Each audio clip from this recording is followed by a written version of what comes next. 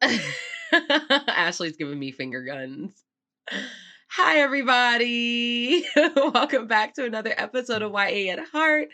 I'm sorry if I sound like a haggard old lady today. Something's going on with my sinuses. I feel like Cassian in the spring court right now. Oh, he was like, it just makes me itch. She's like, it just makes me itch. Yeah, like my eyes are itchy, my scalp is itchy, my nose is like snotty. So it's not the best situation for me right now. But we're powering through because we love you so much. Yay! So of course, in these chapters, we went over Jesus, I can't even words. We went over chapters 29 through 42 for this episode, and I have lots of thoughts. I just want to say, I'm never going to look at a headboard the same way again. No! Never again. I think that was better than the Bella and Edward headboard moment for me. Oh shit, when he crushed it? Yes. I forgot about that. It was so much better for me and so much more satisfying. Do you think that the headboard situation was hotter / steamier than the table / paint situation of Feyre and Rhys? Yes. Faizan smut versus Nessian smut. Nessian smut is Hands superior down, and will always be So, superior. Here's also what I have to say though. If the next book is about Elaine, oh boo, Elaine has to be a freak in order to surpass this book, because she won't be though, because she's a prude. I can't see it. And no, I can't see it. I really hope that it's not about her. I'd like another Nessian perspective. If we could, please, Sarah, make that happen. Or Lucian Vasa perspective, I can do that too. But anything from Elaine's perspective, no thank you. I want the next book to be Az and Gwen. Just give me Az and Gwen. Oh, I'd even take that. Give me Az and Gwen, yeah. But anything from Elaine's point of view, I don't want it. No. I don't want it. Let's go ahead and jump into these chapters. Okay. Where we still have our beloved Nessian, my new favorite couple. You're so cute. Oh I know. Okay. So we start out with chapter 29. And Nesta pretty much awakes from a nightmare and heads back down to the stairs. The house actually gives her water. Yeah. And it tries to give her bones and stones to scry. And she's like, no. Yeah. And the house is kind of like flustered, like, why not? Like, her and the house are having a whole conversation right now, and I can't. I really can't. And like, even the house is disappointed. She's like, she legit says that she could have sworn there was disappointment in the air when she like turned it down. I was like, even the house wants you to scry, girl. The house is trying to like get her to overcome her fear and stuff like that. So once again, the house is proving to be one of my favorite characters in A Court of Silver Flames. Facts. It was almost as if he could, he or she, whatever the house was, probably a she because she calls it like a hen mother. Yeah, no, it really is though. Because like, yeah. It wants to take care of her almost. So yeah, that was really interesting to me, the dynamic to continue growing between Nesta and the house. And it's funny too, because she's the only person that has that type of relationship with the house. Yeah, right? Like Cass does interact with the house, it seems, but it's not to the same extent that Nesta does. It's almost like Nesta has a blossoming friendship with the house. It'd be funny if the house used to be a person. Like, be our guest style. Right. Like, what if the house really was a person and then it got trapped or something? Or maybe they, like, did some type of magic thing where it ended up just being, like, a part of the house. And it didn't have a friend before. Okay, question that I didn't think of beforehand. Do you think that the house embodies Rhys's mother's spirit? Oh, wanting to take care of people? Yeah. Maybe, because she, like, took care of Cassian and Az when they really needed it. That's cute. I like that. It's almost too much to bear. So later, on page 311, Cassian is at family dinner with all the rest of the inner circle. I like this. And they're pushing him. Yes, I love it. Love the interaction. They're pushing him again to get Nesta to scry for the cauldron. And if she can't, they're like, then we'll use Elaine. And Cassie is like, I don't like that you're trying to use Elaine as bait to get Nesta to do your bidding. Like, if she says that she's not ready, let her do her. Mm-hmm. And as Oh my God. Asriel's like, Elaine shouldn't be subject to the darkness of the cauldron. And Cassian's like, and Nesta should? Woo! I was Stuck like, up for his girl. Stuck up for his girl. one more time for the people in the back, Stuck up Cassian. for her. So it's just like, and I bring this up in the later chapters too, in a note. And I'm like, it almost seems as if, and I know this is Nesta's, I know a part of this is Nesta's fault. It almost seems as if everybody has turned against Nesta. And they're kind of like, oh, she's a big girl. She can handle it. She can deal with it. But that rather than pisses really me contemplating. off, though. But it pisses me off, though, because I like sit there and I'm like, I understand that she's put up this persona of somebody who is tough and stuff. Right. Y'all, like, they know that Feyre is tough. Feyre fights. She, can hunt. She whatever. And y'all adore Feyre for it. And you're just like, God forbid anything happen to Feyre. Elaine, oh my God, dainty little flowery Elaine. Like, you know what I mean? Nothing should ever happen to Elaine. She's the epitome of the Madonna complex almost, right? And yet, and yet y'all sit there and like Nesta doesn't deserve for somebody to fight for her, to stand up for her. Like it honestly pissed me off. Not for nothing, but this chapter with Amran, who was like snapping at Cass and was like, well, she has a week and blah, blah, blah, whatever and stuff. And I'm like, Amran, sit your fucking ass down. But no, I felt the exact same way. And I found it so funny that throughout the book up until this point, we were kind of like, okay, well, we don't like Nesta. We're coming to like some of her quirks or whatever. She's still like being an asshole. But this chapter really solidified that for me. Like, whoa, whoa, whoa, whoa, whoa. Why are you treating her like this? Right. Like, there's no benefit of the doubt for her. They're just kind of like, and it feels like Cassian is the only one who is like sitting there and is like, Cassian's the only one that's sitting there like, she's been through a lot. Just like the rest of us. Just like the rest of her sisters. She's been through a shit ton. Can you guys like give her a break? Let her sort through her stuff. And it's almost as if everybody else in that circle is like, well, no, she don't need time to sort through her stuff. She knows what she's doing. Exactly. Like, oh, she's taken enough time to drown herself in drink and sorrows and stuff like that. Yeah, okay, how long did it take you guys to let Feyre figure her shit out on her own? Or more. Or Elaine. Right. Okay, so how come every other person gets the benefit of the doubt but Nesta? How? Why? Why is that? It's crazy. I never thought that I'd be in the position to find myself defending Nesta from everybody else. It's insane. It's insane, but I stand for her now. Like, I stand for her. And it's also funny how Sarah has a funny way of making the characters that you once loved into people that you like question. Annoying. Like, you're like sitting there and you're like, yo, can we get Rhysand from A Court of Mist and Fury back? Like, can we get this type of dude back? Like, can we get all these other, like, but at the same time though, it's annoying and it makes me question them.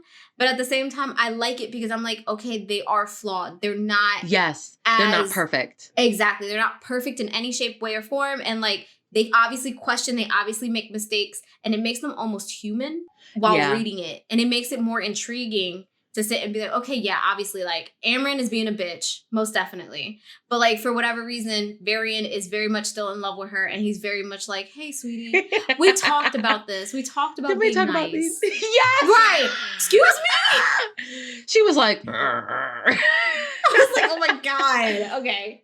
Yeah, but I for sure like that because it's like, Sarah, she'll put these people on the pedestal and then quickly knock them off. Yes. Yes. And I'm like, oh, okay. All right. So I just found that super interesting. In this chapter, we also learn more about Meryl, who is Gwen's boss. Apparently she's beautiful, but an asshole. And she also calls herself a wind whisperer, I think. Almost as she's like, she comes from a family of wind whisperers. And so like, she's like the last one or something. So like, she's supposed to be like, everybody should be bowing down to her as almost as if like, it's like royalty or some type of like high lord, high lady status and stuff. And like, she's Nesta's like, oh, the just secrets like, are carried to me on the wind and you should watch your tongue around me. And Nesta's like, bitch, I got powers too. You want to go head to head? We got this. Right. Also, I was just thinking about that too, like Wind Whisperer. Isn't that the same kind of gift that Azriel has, Shadow Singer? I think it might be like similar, but I don't think it's the exact same thing. Gotcha. Okay, so So, they're kind of similar, but not but really. just slightly, yeah. Okay, because I was wondering, I was like, are they related? Right. Maybe they're like from the same branch. I don't know. Another thing is we learned that Gwen isn't entirely high fae. She's actually Yeah. like what, 1/3 nymph. They're like, it makes her slightly different. We know that in the previous books, it was a hierarchy of like, okay, high fae, lesser fae, and things like that. So apparently her being 1/3 nymph is like an issue. She's treated less than. But also, this is where they talk about her grandmother was the nymph who basically ended up with a high fae. And then they had her mom. Her mom was apparently too wild for the autumn court. That's what Yeah. she says. And then, please tell me, do you think her mom got pregnant during Calumet? Yes, that's what it sounded like. That's It what it sounded sounded like her like, right? mom because it said the magic. It said the magic chose her. Right. So during Calumet, yes. So she was in the spring court. Was Oh it my god! Tamlin? Oh my god! Is Gwen Was it fucking a descendant Tamlin? of the? Oh, yes! What? Was it Tamlin? Was Tamlin Oh, the High shit. Lord at the time that Gwen was conceived? I did not even think of that. And if he wasn't, then Gwen is his sister. Right, because of his dad. Yes. Bitch. Oh shit. Wait, does it say how old Gwen is in this book? Did we hear an age? Well, for her? it says that she's young, like she's around Nesta's age, even though she is high face. She's like 20 something. So she could quite possibly be Tamlin's daughter, because he was around for 50 years before that too. Holy shit. I didn't even realize that. Oh my god. Okay, that is a whole new discovery. Like everything is intertwined. We gotta talk about this. Oh, my shit. God. Oh my god. Maybe that'll give him newfound life. Like he'll be like, "Oh, I have a daughter and I should live to get to know my daughter," and stuff like that. But like, to be honest, yeah, that actually gives him a redemption situation because I have to be better for my daughter. It's a love that he needs, and but at the same time is not him smothering somebody he like. You know what I mean? Like, it's a different type of love. Yeah. It's a childlike love that like he could potentially redeem himself with. Girl. I'm telling you.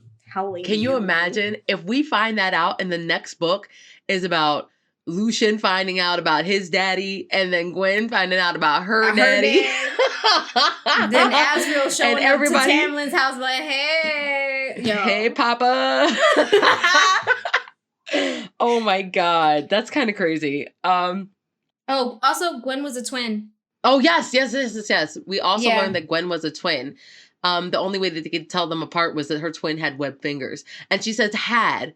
So her mom and her sister are and we don't really know what happened there. Nesta didn't push, so we don't really get into it, but we might learn that a little bit later. Again, Nesta's badassness pays off because her step into Meryl resulted in more priestesses coming to the ring to train. Yes. I was like, oh shit, she's making a legion of women fighters. She is. And like Cassian just looks, he's like, well, welcome, ladies. I absolutely love this because it's like, this is exactly what she wanted. She wanted to not only have them come and like confront their trauma, or I guess make them feel a little bit better about not being so helpless. Yeah. But she's also like, she's empowering these women and she's empowering herself. And I feel like this is going to turn out to be so much bigger than she anticipated. I agree. At the next stage, though, this is when she actually does scry. She's like, these priestesses are facing their fear and their trauma, and I'm asking them to do that. Exactly. I should be, practice what you preach. Yeah, so she ends up scrying, but she only ends up scrying with Cass. She doesn't want Reese or anybody else present at the time. Mm-hmm. And she does try to scry. It doesn't really take.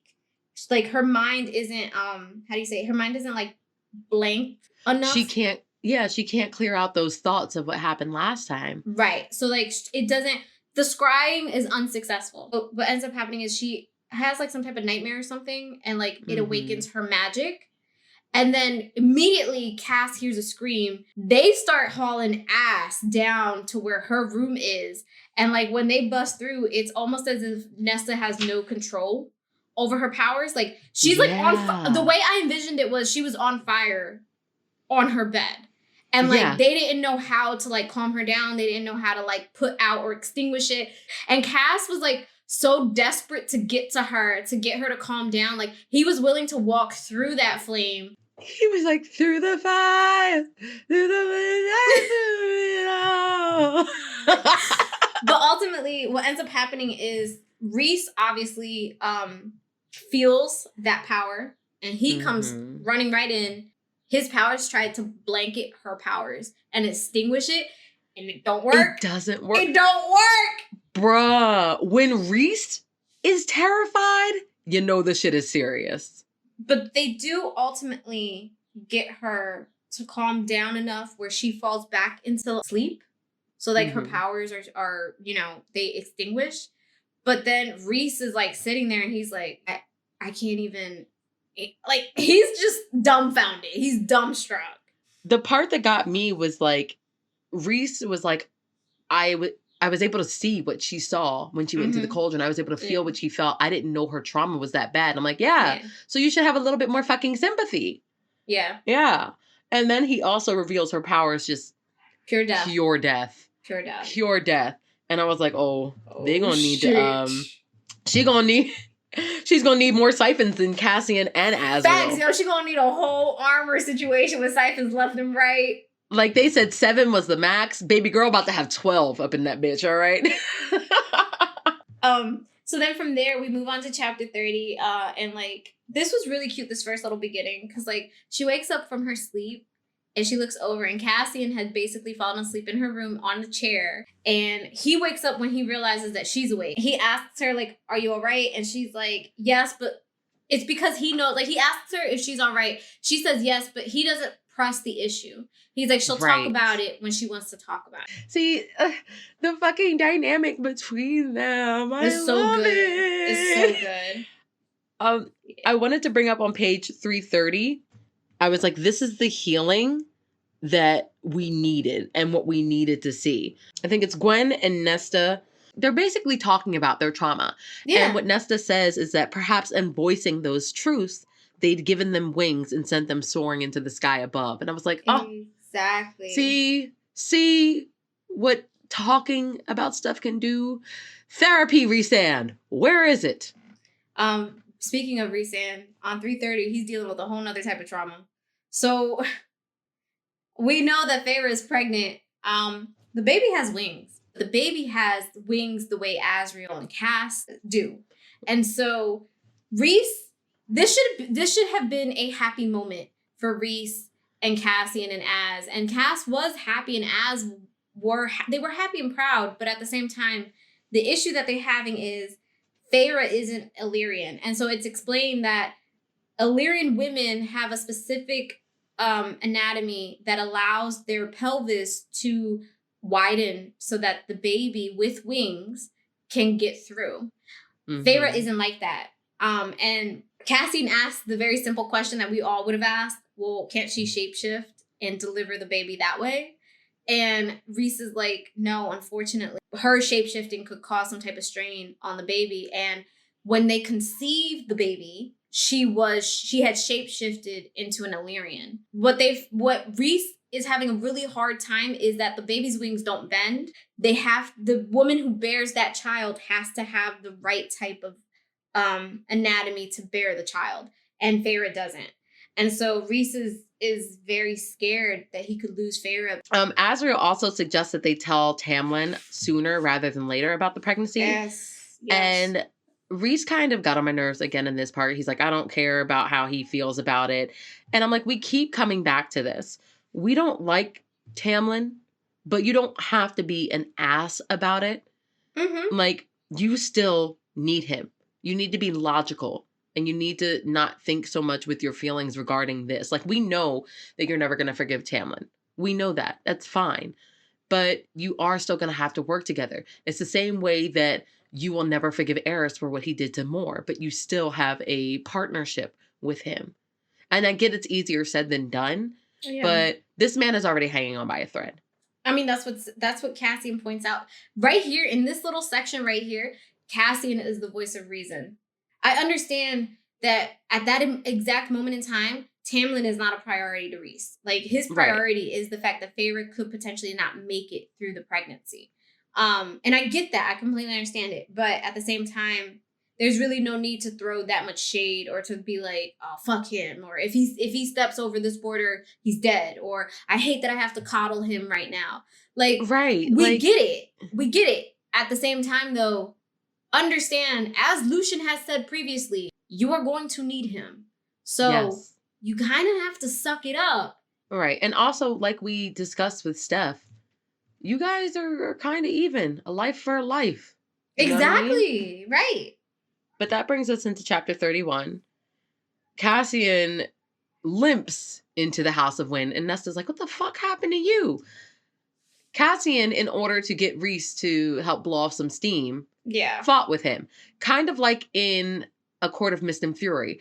But I will say, I had a problem with this, because in A Court of Mist and Fury, it was more so they had a job to do. Mm-hmm. And Rhys and Feyre had just mated. He was very like feral, and he needed to get that energy out of his system. I Right. get that he needed to get this energy out of his system again. However, beating up on your brother, isn't there a better way? Could you not go punch a punching bag? Could you not go, I don't know, kill some Naga at the border or the Bogue or whatever? Like, I get it. I get where you're coming from. I also think it's because this is something that Cass can offer as comfort to Rhys, in the sense of like, all right, man, like, let's get this energy out. No matter how bloody up we get, like, that type of thing. I get that. But in this sense, it's like he's pent up with like anger and regret and all this other stuff. Like, what if he had actually hurt Cassian? I You don't know think what I he would mean? have, though. I don't think he would go to that extent to hurt his Mm. brother. I think it's more of fist fighting, like a physical type of thing. And Okay. I don't think Rhys, would have gone to that extent of beating the shit out of Cass to the point where, like, you know what I mean? He was like at the brink of death or something. I think it's more of, all right, we're going to do a couple punches, couple kicks, couple whatever, so I can get this rage out of me before I go see Feyre, because if I don't, she can scent that there's going to be an issue. So, but I get where you're coming from. Yeah, it just, again, rubbed me the wrong way. We also get Cassian telling Nesta about Feyre's situation. Yeah. And they've all been sworn to secrecy because nobody's told her how bad the risk is. What I like about this is that Nesta, on page 337, we see some semblance of her worrying about Feyre and worrying about the child. And she's like, I'll try scrying again just to make sure that that child does not have to grow up in another war-ravaged time period. So I thought that was really sweet. It's the first time that we get some type of emotion from her about her nephew. Yeah, essentially, yes. This is her blood. So it's nice to know that, like, she's not completely cold towards Feyre or the baby. Yeah. There is a little bit of like, yeah, that's my family. Maybe I should do a little more. And then from there, they asked the hard question. So, basically, it is Nesta. I can't even, guys. Actually, at a loss of words. Nesta asked the hard question. Nesta basically is like, "Why haven't you sought me out?" Like, she immediately tells Cassian, "Why haven't you sought me out?" And Cassian is like, "I'm taking my cues from you." To which then Cassian kind of like internalizes it, and he's like, "Did I hurt you? Like, is that why you didn't seem interested in me?" Which then brings me back to Steph, because Steph was like, "He different." When I read this page, I was like, Cass, what are you packing that you're scared you're gonna hurt somebody? Like, what are you doing? He's a weapon. Oh my God. It's a whole nother sword this man carries. So then, oh my God. What ended up happening was they come to an agreement. Nesta tells Cassian that once he heals up from his whole situation, he is allowed to fuck her in every room in the house. I was like, you want to run that by us again? What? And the way she thinks about it though is she says that because she wants to give her time. One, she wants to give Cassian time to heal, but two, she wants to give herself time to scry because she's like, if I scry and I get what we need, then having Cassian is my prize. Right, my reward. My eternal reward. That's basically what it was. I was like, oh, okay. I thought that. I wasn't going to say it, but I thought it. I was like, all right. So getting to her second attempt at scrying, this time she does it around everybody per Cassian's request. Ooh, and this time is much scarier than the first time. Like, the room goes cold as ice. She goes under. Nobody can actually get into her mind. Cassian, he was trying to pull her back. Yeah. So he was holding onto her hand and she was like, okay, this is the bond. This is home. This is what I'm going to tug on when I need to get myself out of it. Exactly. And Cassian's like kind of calling her name. When she finally does come back, it's not her. No. It is something completely different. And he said the way that her head slowly turned towards him, I was like, oh, get out of there, get out of there, get out of there. The way I pictured this, I was like, this ain't it, everybody leave. I was like, everybody leave. I was like, it's the horror movie for me. Get out. But Cassian isn't scared of it. He just kind of tells her, he's like, Nesta, come back. If you come back, we can play. And like, everybody's watching them. At one point, he kisses Nesta. Like, not only was he touching her hand, but he was kissing her. And this is like him trying to get her to come back. And he's like kissing her through whatever it is that is looking out of her body towards everybody. Yes. And she does ultimately come back. And he talks about how he could tell the difference. Like, when he was kissing her and whatever it was looking through her body, like, he was like, it was cold, it was icy, it was, her lips were chapped and stuff like that. And he was like, but then after a couple minutes of him kissing her and holding her, she became warm again, and then she became Nesta again. And everybody afterwards, when they pull apart and they're just kind of like standing there and they're breathing in each other, everybody afterwards, Reese is like, dude, y'all warmed up the fucking room. Like, goddamn. Right, he's like, I mean, would you rather have a cold or do you want right? Do you want fire or do you want cold? Like, come on. Right? Do you want fire or do you want ice? I don't. Some say the world will perish in fire. Some say in ice. But it was awesome because it was the first time that they had a very sultry reaction in front of everybody. So everybody knows now. Feyre's dumbass is in the corner gaping like, she's like, what's going on? What's happening? I never knew. Like, oblivious. Go sit your ass down somewhere. I can't. Like, are you really that shocked? Are you really that shocked? Oh my God. Are you really that clueless? She definitely whatever. But they do find out where the mask is. It's in the middle, which is the same place where the Weaver used to live. And I'm like, y'all gotta be fucking kidding me. Y'all love taking them to this land of mischief and lawlessness and monsters. Like, exactly. But ultimately, Nesta makes the decision. She's like, we go tomorrow. And like, Feyre's like, no, we need time to prepare. And Nesta's like putting her foot down. She's like, no, we go tomorrow.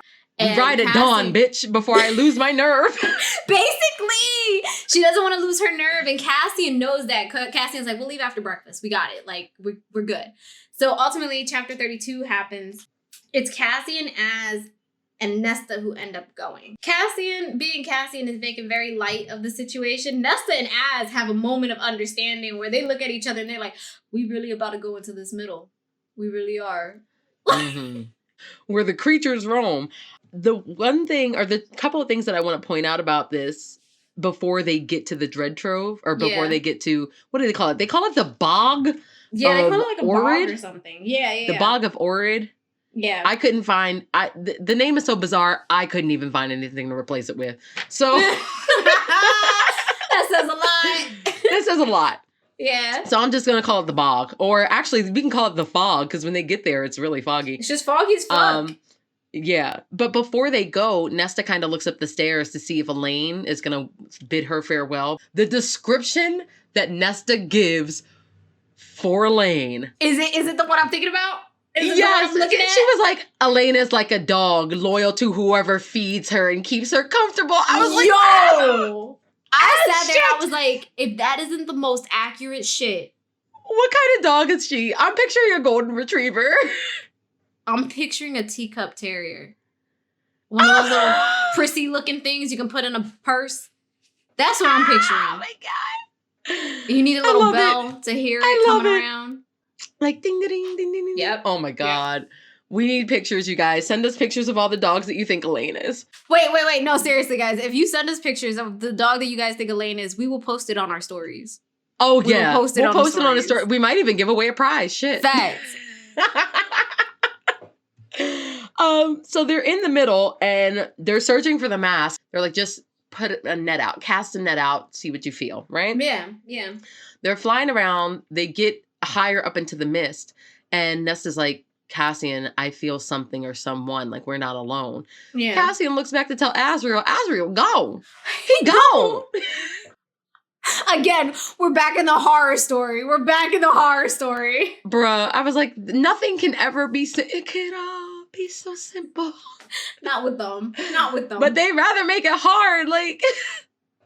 And that leads us directly into chapter 33.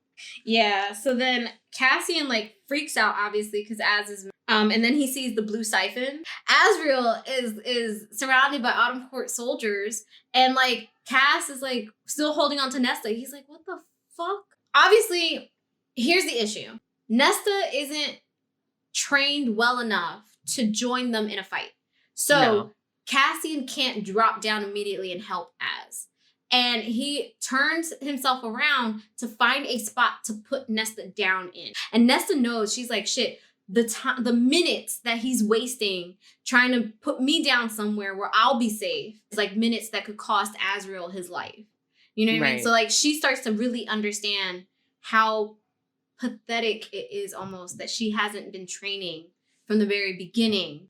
That was exactly her thought. My thing was, though, why take her so far away from the battle in a place that you know nothing about? You know already that it's void of all life. Death encompasses it.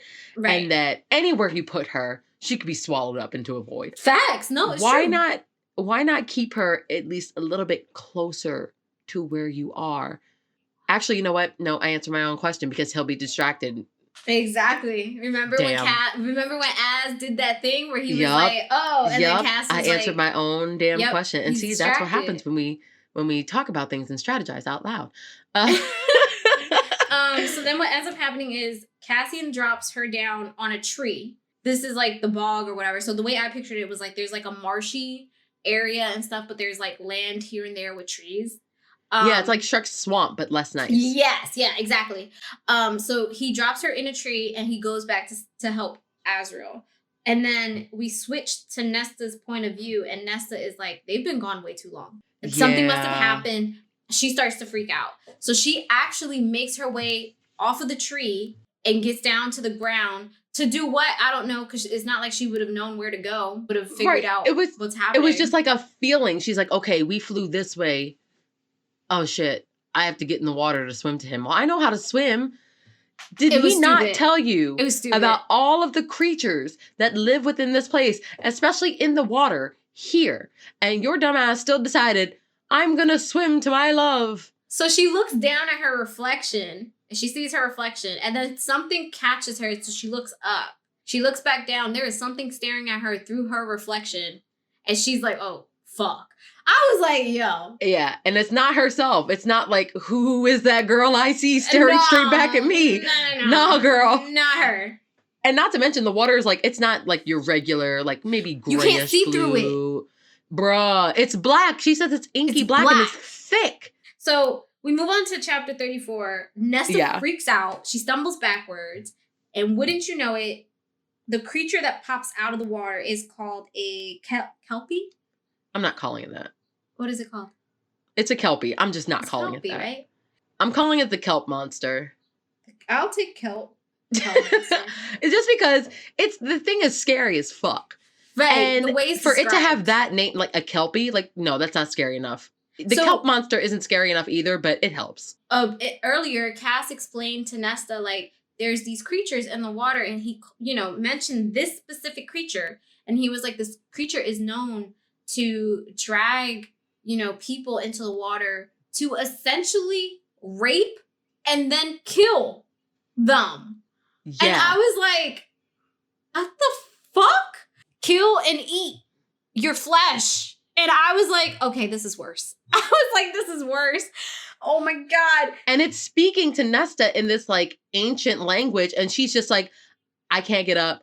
I can't move. Wait, Nesta pees herself. That's how horrible Yes. this thing looks. And the next thing you know, the thing it talks to her, it grabs her ankle, it drags her right into the water. And I'm like, I bet you wish you knew how to fucking train. Like, I was like, I bet you wish you knew how to damn well fight now. Because like at this point, I'm just like, how much trauma does this bitch have to go through? Like, so then what ends up happening after that is we switch again to Cassian's point of view. So Cassian and Azriel have gotten rid of majority of the Autumn Court soldiers. They describe these soldiers as like rabid dogs. Like they are just trying to kill. There's like no meaning behind it. They're not talking. There's nothing. They are just in it to like kill them and that's it.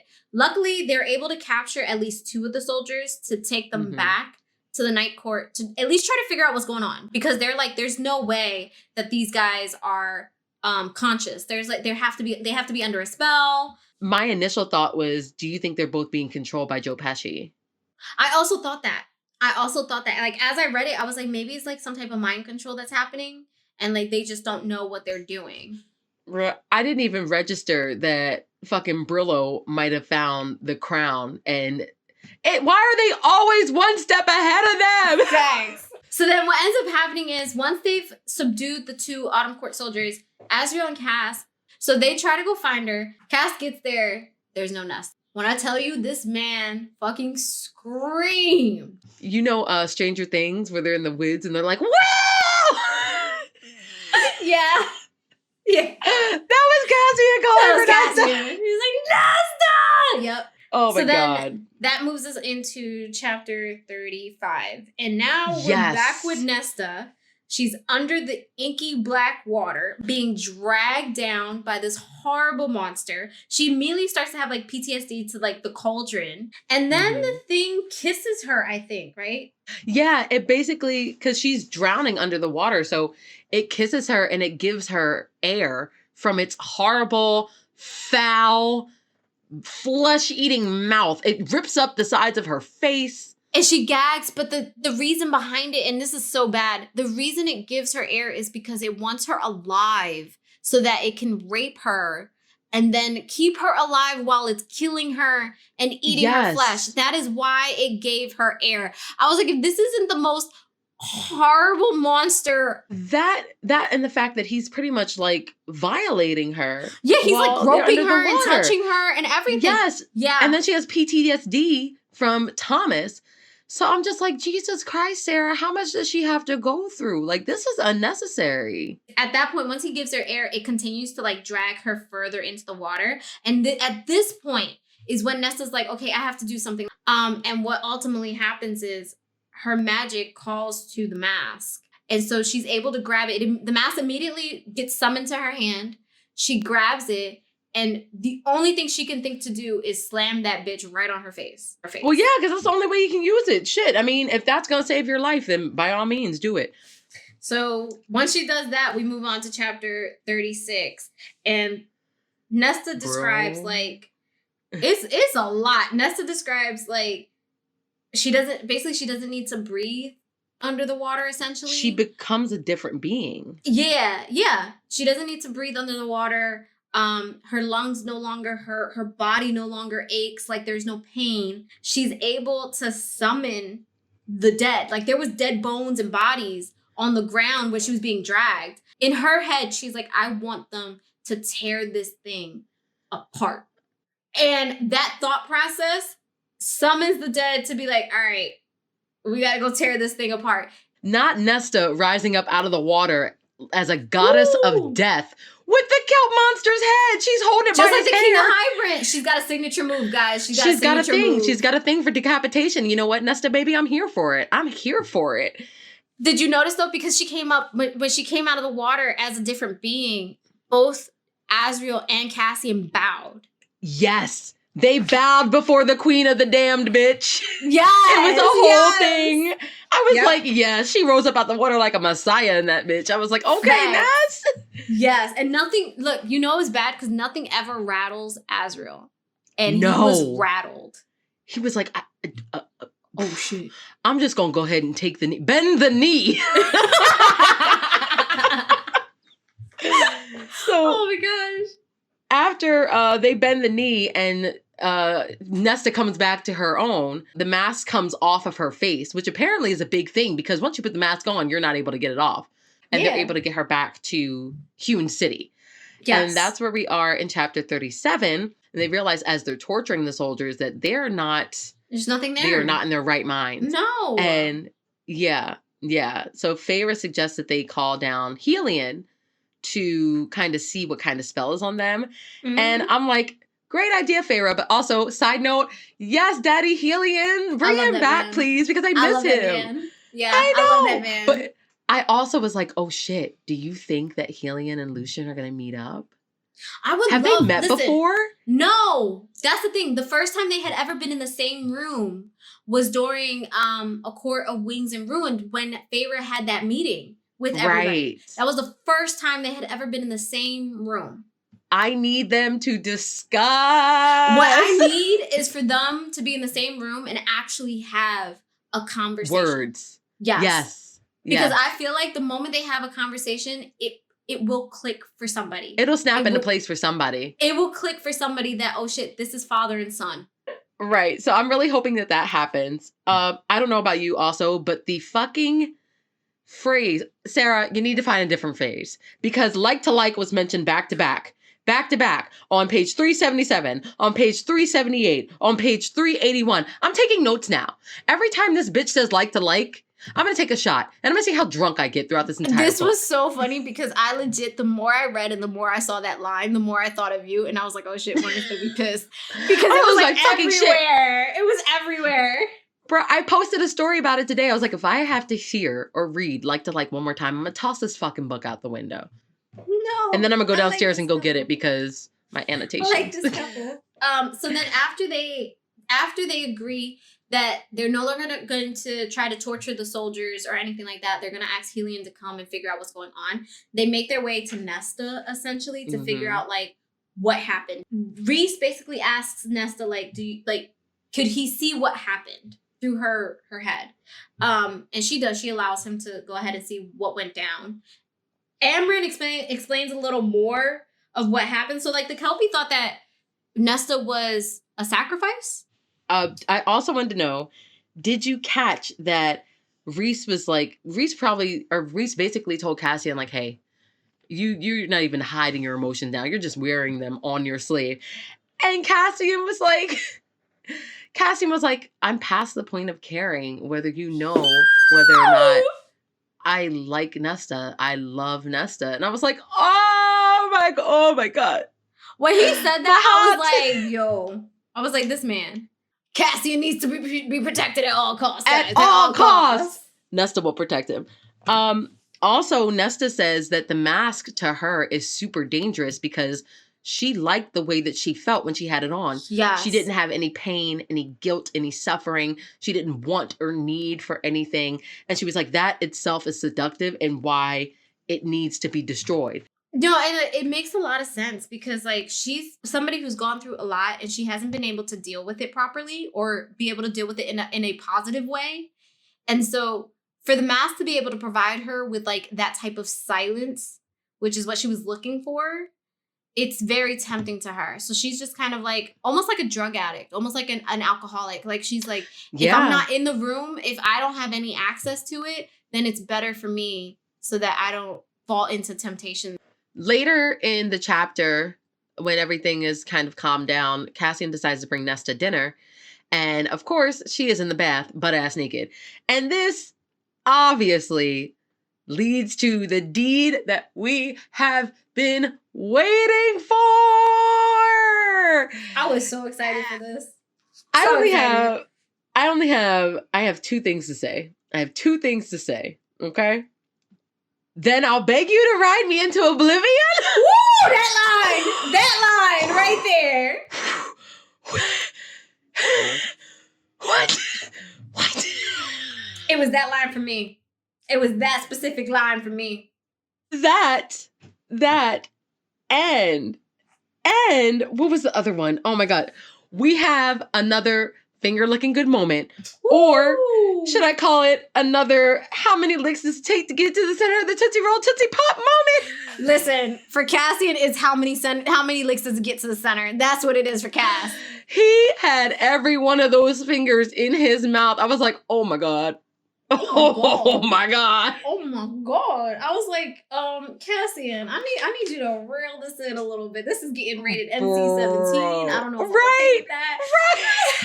I was like, I need you to reel this. Come on, man. Come on. Rated E for explicit. Oh. Explicit. Seriously. Nesta also tells Cassian again, this is just sex. And she could see in his face that he's like, come on, please. I feel so bad for him when she says this and he's just kind of like, right. I know. And she's like, there can be nothing more. And honestly, I'm like, girl, why? Why? Just tell him the truth. How long is this going to take? Right? But yeah, he does obey her orders. He's like, just sex, and promptly leaves afterwards. But girl, the descriptions. The description of that. Oh my God. I can't even put it into words. That shit is rated R. Guys, y'all just gonna have to read the damn chapter and the rated pages. R. Rated NR for I was not ready. No, not at all. Not at all. For the description of this crap, no. No. It felt like it lasted forever. I was like, bro, what the fuck? Right. So that leads us into chapter 38. And Emery and Gwen are grilling Nesta about this. They're just like, so you did They know. They know. The moment she walked in, they saw some type of glow, some type of something, and Emery is like, you fucking took him to bed. You slept with him. Bruh, not only that, but it's like, I know they can smell her and most him definitely. Yeah. all over each other. So it's like, do you even really need to ask? And Cassian's trying to break up their little hen party. He's like, hey, no talking, more training. Right. Nesta also ends up like kind of popping off to challenge him a little bit. And he's like, I can't have her challenge me in front of these people. You know what? You want to do swords? You want to do swords? You think you're ready for swords? Get in the ring. Come do swords. But again, it is another pivotal moment in training with these other women, showing them who you are and what you can be capable of. Facts, and that prompts Gwen and Emery to step into the ring to also start training with the practice swords. And another thing that like happens to Nesta is as she's doing these practice swords and she's really getting into the groove, she keeps saying in her head, like never again would she be weak, never again would she be at somebody's mercy, never again would she fail. And it's like never again, never again, never again. It's like a chant almost in her head. Yes. Yeah. At the end of this chapter, I was like, dare I say it, lest I put my foot in my mouth. I think that chapter made me fall in love with Nessa. I agree. It made me sit and be like, yes. Like, yes. This is character development. Yes, I'm no longer in between on the fence one way or the other. I am fully invested in Nesta as a character. And if anybody in the fucking inner circle sits there and is like, well, Nesta this, go fuck yourself. Go fuck yourself. Right. I ride hard for Nesta. I die on that hill for Nesta.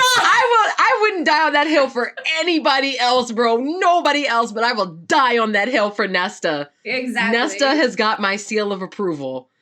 So, we move into chapter 39 and call this bitch the Stairmaster, because here she is at it again. She got to back at it again. 6,000. She got to the 6,000. She's actually doing really well. She is. So technically, she did 12,000. She might as well just have kept going. Facts. She could have made it to the city. She could have made it to Valaris if she wanted to. That's the thing. Like, she's doing it of her own accord now, and she's doing it to get the energy out of her system, to calm her mind and stuff like that. So it's just, she's becoming stronger mentally and physically. Which is what she really, honestly needed. Something else that happened is, so now there's more priestesses that showed up. So now they actually have like a unit. They have an actual unit of women who are coming to training. So Cass is like, shit, I can't be the only one training these people. So he invites Azriel to like come in. He's like, we need another tutor. So like, he's like, we're gonna need a bigger boat. Right. Az also comes in to like help train these women because it's at this point it's gotten too big for Cassian. At the end of the chapter, Nesta and Gwen are meditating in the library. It's Yeah. pretty much a practice that the Valkyrie did, and so they're trying to implement it in their lives. And it actually really helps Nesta clear her head. And she mentions at the end of the chapter that this is the first time that she's felt comfortable in her body again after everything that happened. And she says it to herself, but she also admits that Gwen is a friend. And that is a really big point for me in the Nestaverse. I loved it. I was like, this is yes. Like, yes. Nesta needs to be protected at all costs. Honestly, bro, she does. And I will defend her. So then we move on to chapter 40. And so Cassian takes Nesta to a blacksmith. Yeah. He was like, all right, if you're going to train with swords, I'm going to need you to actually see how the swords are made. Like, basically, if you're going to train with this weapon, see how this weapon is made, see how it's crafted, and know that it's not just a weapon to kill somebody. Like, this is a piece of art that somebody has put, like, their heart and soul into. So he takes her. And Nesta she's actually, like, forged some swords. And like a dagger, I think, or something also. I was going to ask you, because when I read this and they went there and then they left, I was like, I'm not seeing what the point of what the correlation this was. Yeah. But little did we know. Yeah, so it comes up later on. But it's really interesting because Cassian is like so focused on Nesta and he's like falling in love with like that whole situation. Like he's just admiring her and stuff. And I'm like, oh my God, Cassian. I love it. After that, we're back to training again, I believe, right? Yeah, we're back to training. And Nesta's pretty much like for 3 days straight, she's had this kind of like energy in her veins. And she's like, I got to get it out. So she's like training. She's going down the stairs. She's sparring. And she's needing to find a release. Lucian, one of these days, actually shows up. I'm like, oh, Lucian's back. Maybe we will get that Healy and Lucian reunion thing going. He shows up per Feyre's request. Yeah. And he's like, Feyre asked me to come see her progress and see how she's doing and stuff. And Cassian is a little on edge about it, but Lucian is like, his exact words were, "Mother, spare you all." And I was like, because she pulled a Captain America on the punching bag and fucking destroyed it. She left marks. Yes, a scorch mark. The silver flames actually shot from her hands as she was sparring. And Cassian said when he reached up to touch it, it fucking disintegrated. It's dead. So Lucian's take on it is, damn, mother spare y'all, because this bitch is oh God. Like, right, a temper tantrum could level the whole goddamn continent. Y'all need to be careful. So, yeah, please keep her on good terms. Yeah. So then we move on to chapter 41, and Helion makes his grand entrance on a Pegasus. Being so grandiose. And that was the least grandiose of his plans into entering the city. Because he wanted a whole, like, chariot and horses and shit. Yes. Like, yeah. Calm yourself down, sir. Yep. They also tell him about Feyre's pregnancy in hopes that he can find a way in his libraries to save Feyre from child labor. So that's Rhys's hope. That's Feyre Rhys's hope. Still doesn't know. Right. Something that I really liked was towards the end, Feyre links arms with him and she's like, I miss you, my friend. And like, he's like, I'll deny it to the grave if you tell anyone, but I missed you too, Cursebreaker. And I'm like, this friendship. I love Helion. I wouldn't mind a prequel about him and the Lady of Autumn either. Me either. I would love that, actually. Yeah. I would love to know how Lucian came to be, essentially. Side note, whatever. But I have to find her account. I liked a couple of her videos. So she is at SKBON Book Talk on TikTok. Okay. And she pretty much is like, hey, what if we petition Sarah to make this book about Lucian and so? Or what if we petition her to make a prequel about this? And I'm like, yes, bitch. Yes, we need it. So I just wanted to hype her up. I wanted to hype her up because I already told her we need to get a petition going and make Sarah make these goddamn books. Because, like, you can't hint at it. You can't hint about this love story that obviously was epic. Nah, you're going to have to give me the story. You're going to have to give me the story. Yeah, I need the whole background from when they met to Facts. when Lucian was conceived and she hid it from him or whatever. Yes. Like, I need all of that. Also, I want to know, does he not have an inkling? Does he not look at Lucian and be like, bruh, that's the thing. He's only seen Lucian once before. But even then, though, like, Feyre seeing Helion for the first time and that one and only time, she looked at him and she's like, oh shit, that nose, that smile, that mouth, like, that's Lucian. But when you're outside of the situation looking in, it's a little bit more clear for you to see. Yeah, So I don't know. Maybe he doesn't have an inkling. Oh, it's also revealed that when Helion tries to look into the soldiers' minds, it's revealed that there isn't technically a spell on them. No. And it's also revealed that Brillopad has used the crown, which she has found from the Dread Trove, to take over Eris's lost soldiers. Again, they're literally always one step behind. So there's only one item left, and they can't let her get it because then she'll be more powerful than they are. Another reason Helion is there is to also to ward the mask. Rhys warded the mask, and the mask unlocked the warding to let Nesta in. He's like, nobody puts baby in the corner. Fuck you. And open the door. So Nesta, when they come up, Nesta is sitting at the table with the mask, reading a book. And Helion immediately runs over to Nesta. Because if you guys remember, Helion also, like, he hit on her. Like, he flirted with her in the last book. So immediately runs there. Cassian, that mating bond is there. Because this man, he is upset. His teeth, like, literally has to he be. can't stand the fact that Helion is, like, touching Nesta and, like, flirting with her. And he really can't do anything. Nesta is a stone cold killer because she don't give Helion an inch. No. She doesn't give him an inch. She's just like, are we done here? Snatches her hand back. She even looks at Cassie and she's like, are we good? Okay. All right, I'm done. Like, I was like, okay. Bruh. Like, I can't. It was a whole thing. Nesta shutting Helion down was a mood for me, bro. Oh my God. It was so great. So yeah, so then Helion ends up making the wards with Nesta's blood, so ultimately she's the only one that can unlock them if necessary, but Nesta doesn't want to know how to unlock them.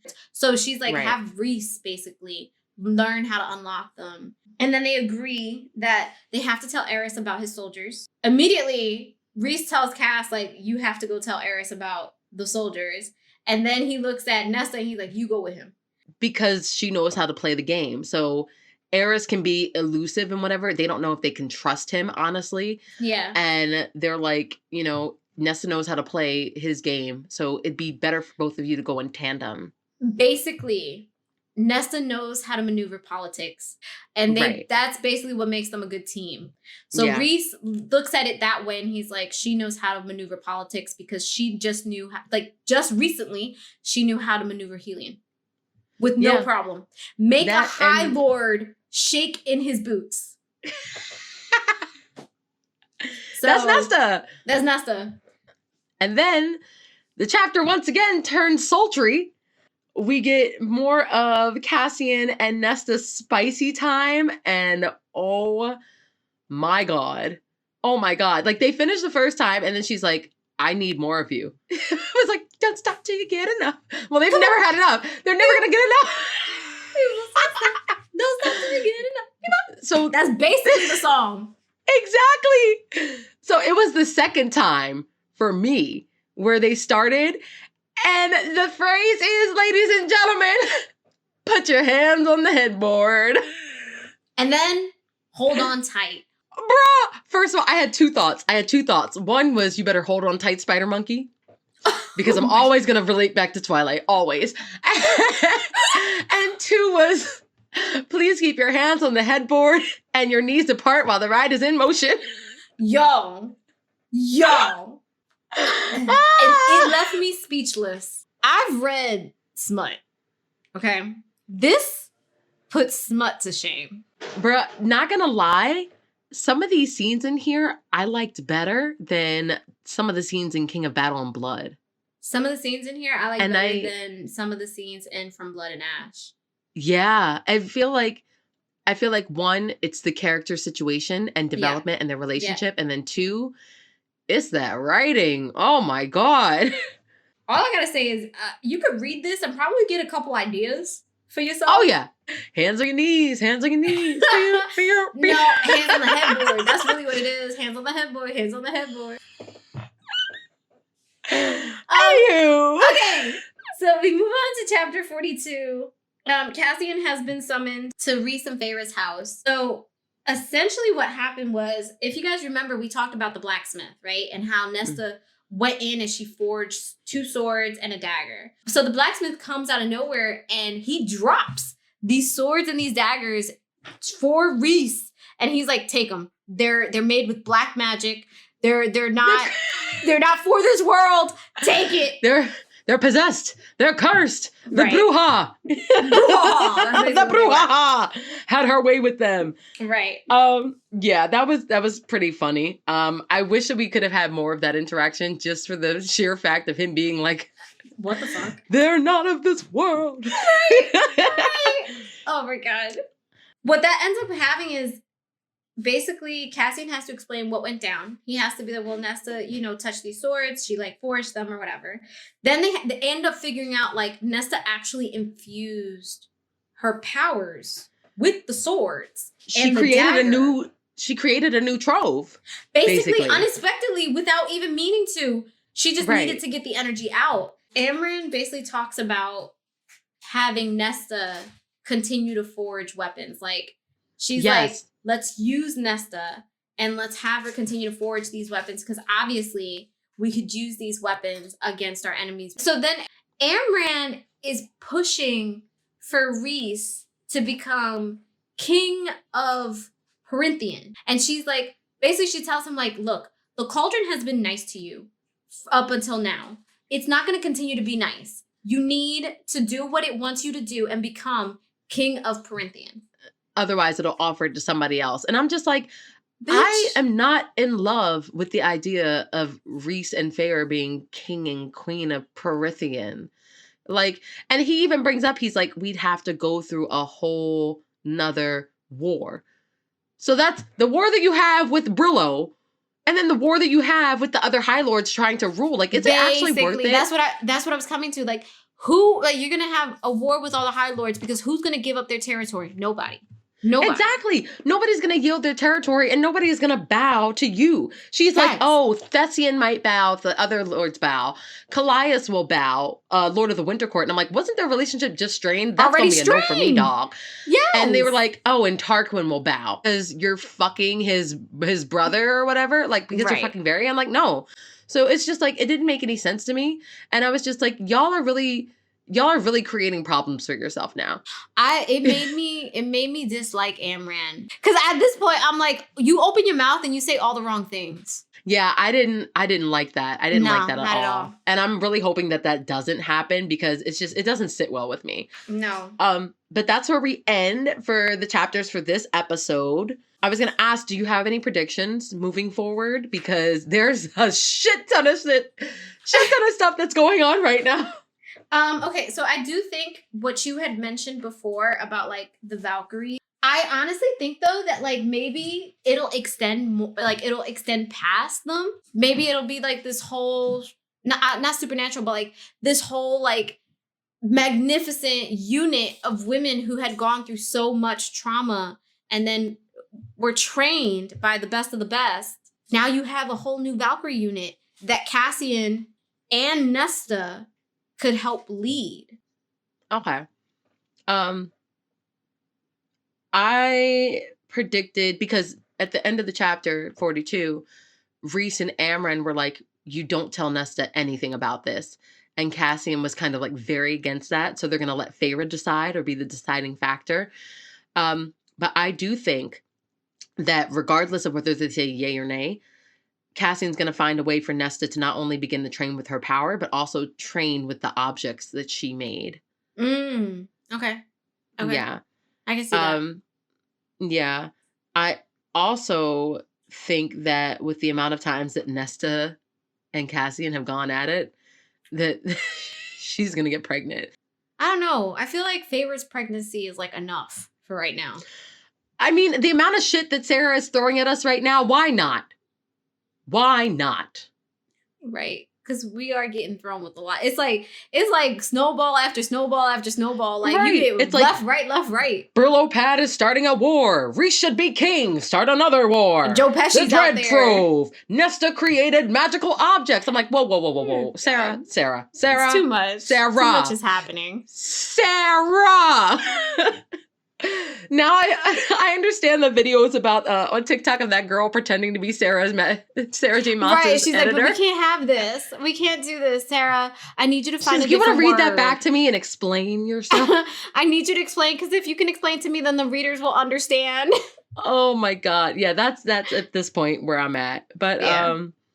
yeah, it's snowballing very quickly. And we Fast. know that in her books, when shit starts to snowball, it hits the fan almost immediately. Yes. And we're only we're a little bit under halfway through this book. Yeah. So there's gonna be, I think, multiple shits hitting multiple fans, or maybe multiple shits hitting the same fan. I don't know, whichever way you want to put it. For the next episode, I have to do math. Please excuse me. Which chapter did we end? We ended at 42, right? So it's 43. You start with 43. Yeah, so hold on, 4, 6. So we're gonna read chapters 43 through 56. Okay. That's 14, right? I think so. Don't get me I started. did My math. brain is fried. I did math, but you know these bitches can't do math. I can't do that. I can read, but I can't do math. Don't ask I me can't to do even that. read sometimes. We be fucking up all bitch. these words. That Philadelphia That's public Sarah's school fault. That's not our system. fault. That's Sarah's fault. So you guys, we have a special request of you this week. Yes. We are asking not only that you follow us on social media at YA at Heart Podcast on Instagram and on TikTok, but we are also asking that if you love the work that we do, please rate and review the podcast. We would so much appreciate it. Yes. It would mean the world to us, you guys.